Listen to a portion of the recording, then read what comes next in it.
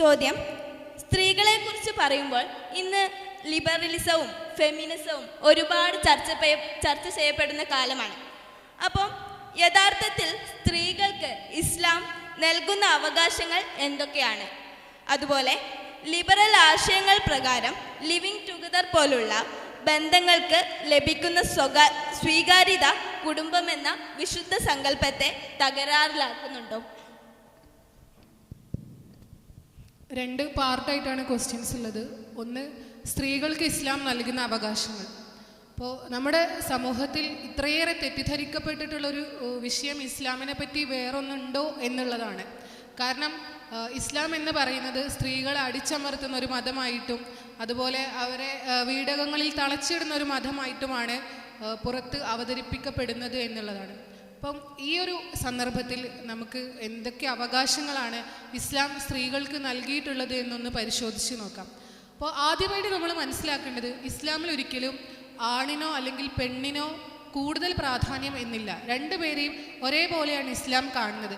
പക്ഷേ രണ്ടു പേർക്കും അവരുടെ വ്യത്യാസങ്ങൾ അനുസരിച്ചിട്ടുള്ള അവകാശങ്ങളും ഉത്തരവാദിത്തങ്ങളുമാണ് അള്ളാഹു നൽകിയിട്ടുള്ളത് എന്നുള്ളതാണ്.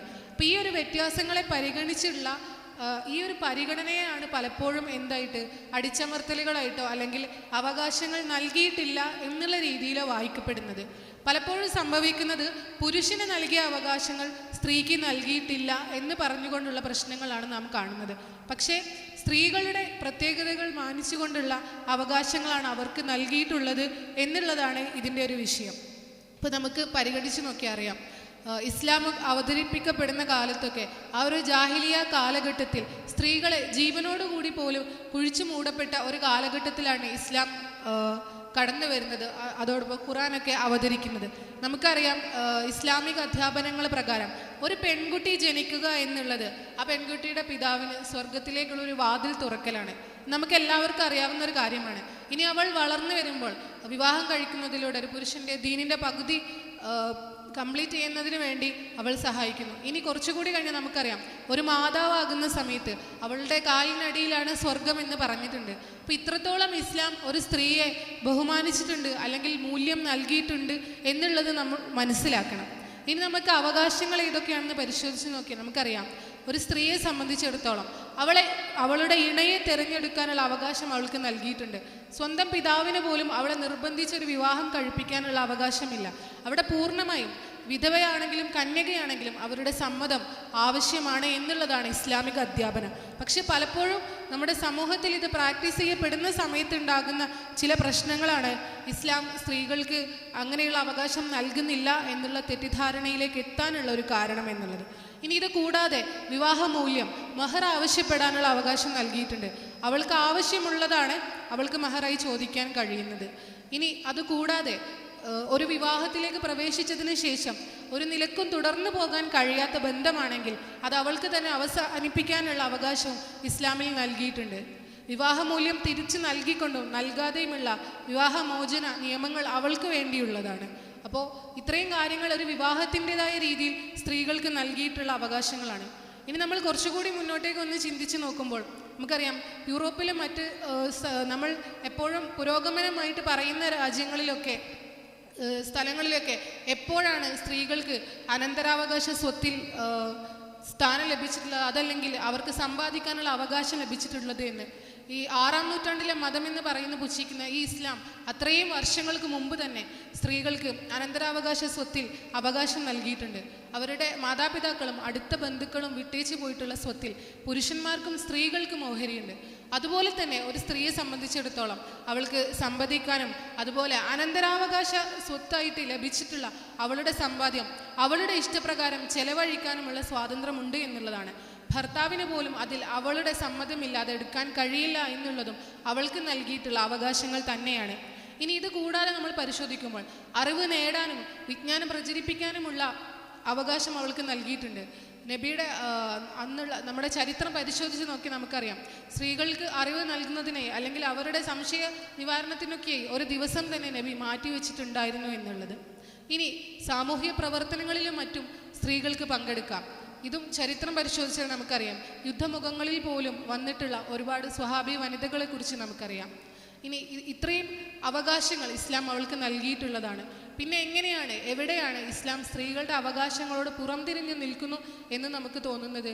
അതായത് ഇത്രയും പുരോഗമനം വന്നിട്ടുള്ള ഒരു നാട്ടിൽ പുരുഷനെ പോലെ ആകുക സ്ത്രീ, അല്ലെങ്കിൽ അതുപോലെയുള്ള കാര്യങ്ങൾ ചെയ്യുമ്പോഴാണ് സ്ത്രീ എംപവേർഡ് ആകുന്നത് എന്ന് വിചാരിക്കുന്നിടത്ത്, അല്ലെങ്കിൽ അത്തരം ചിന്തകൾ നമ്മളിലേക്ക് കടന്നു വരുമ്പോഴാണ് ഇസ്ലാം സ്ത്രീയെ പരിഗണിക്കുന്നില്ല എന്നുള്ള രീതിയിലുള്ള ചോദ്യം നമ്മളിലേക്ക് വരുന്നത് എന്നുള്ളതാണ്.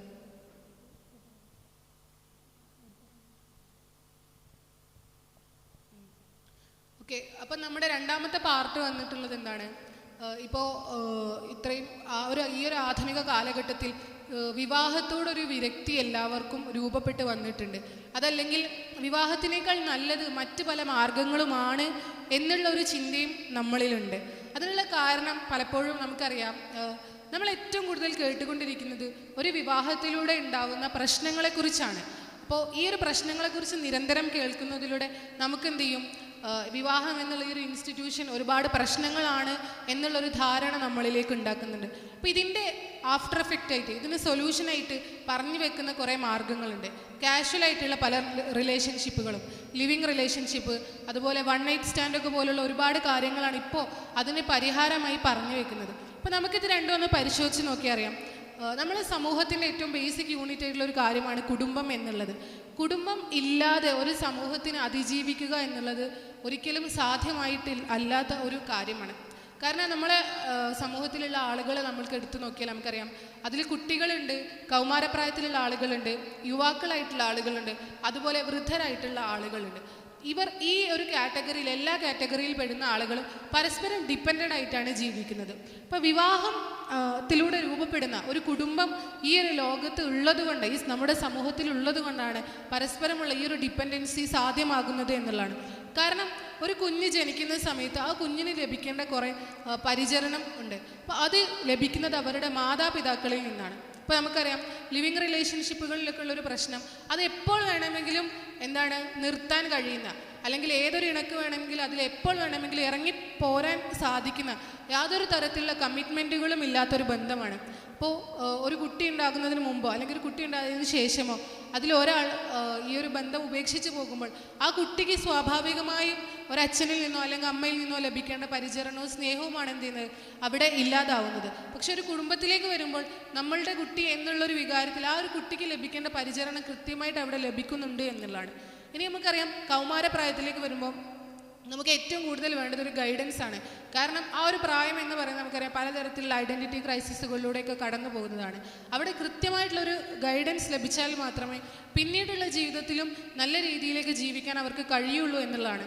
കാരണം പലതരത്തിലുള്ള അഡിക്ഷനുകളിലേക്കും ലഹരിയുടെയും മറ്റും കാര്യങ്ങളിലേക്കൊക്കെ പോകുന്നൊരു പ്രായമാണ്. അപ്പോൾ അവിടെ കൃത്യമായിട്ടുള്ള ഒരു ഇടപെടൽ ആവശ്യമാണ്. അത് പൂർണ്ണമായി ലഭിക്കുന്നത് മാതാപിതാക്കളിലൂടെയും അല്ലെങ്കിൽ നമ്മുടെ ഈ ഒരു കുടുംബം എന്ന സംവിധാനത്തിലൂടെയാണ്. ഇനി നമ്മൾ കുറച്ചും കൂടി നോക്കിയാൽ നമുക്കറിയാം, വൃദ്ധരായിട്ടുള്ള ആളുകൾ, അപ്പോൾ ഇവർക്ക് എന്ത് ചെയ്യണം, ഒരു താങ്ങ് ആവശ്യമാണ് ജീവിക്കണം എന്നുണ്ടെങ്കിൽ. ഇവരുടെ അടുത്ത് നിന്ന് മറ്റുള്ളവർക്ക് ഇനി ഒന്നും ലഭിക്കാനില്ല. പക്ഷേ കുടുംബം എന്നുള്ളൊരു സംവിധാനം അവിടെ ഉണ്ടാകുമ്പോൾ ഈ പരസ്പരമുള്ള എല്ലാവരുടെയും ഡിപ്പെൻഡൻസി എന്ത് ചെയ്യുന്നു, നടപ്പിലാകുന്നു എന്നുള്ളതാണ്. ഓക്കെ, അപ്പോൾ നമ്മൾ കൃത്യമായി പരിശോധിച്ച് നോക്കുമ്പോൾ കുടുംബം എന്നുള്ളൊരു സംവിധാനമാണ് ഇത്തരം പ്രശ്നങ്ങൾക്കുള്ള ഒരു പരിഹാരമായി വരുന്നത്. പക്ഷേ പലപ്പോഴും ഈ ഒരു വിവാഹത്തിലും കുടുംബത്തിലും പ്രാക്ടീസ് ചെയ്യുന്ന സമയത്ത് നമ്മുടെ സമൂഹത്തിൽ ഉണ്ടാകുന്ന ഒരുപാട് പ്രശ്നങ്ങൾ, അതാണ് നമുക്ക് കുടുംബം എന്നുള്ളൊരു കോൺസെപ്റ്റ് വളരെ മോശമാണെന്നുള്ള ചിന്തയിലേക്ക് എത്തുന്നത്. അപ്പോൾ ഇതിനുള്ളൊരു പരിഹാരം എന്ന് പറയുന്നത് എന്താണ്? ഇസ്ലാമിക അധ്യാപനങ്ങൾ അനുസരിച്ചുള്ള ഒരു കുടുംബം വാർത്തെടുക്കാൻ വേണ്ടി നമ്മൾ ശ്രമിക്കുക എന്നുള്ളതാണ്. അപ്പോൾ അതിലൂടെ ആ ഒരു തരത്തിലുള്ള ജീവിതത്തിലൂടെയാണ് എന്ത് ചെയ്യുക, നമുക്ക് ഈ ലോകത്തുള്ള നല്ല രീതിയിലുള്ള ഒരു ജീവിതം സാധ്യമാവുക എന്നുള്ളതാണ്.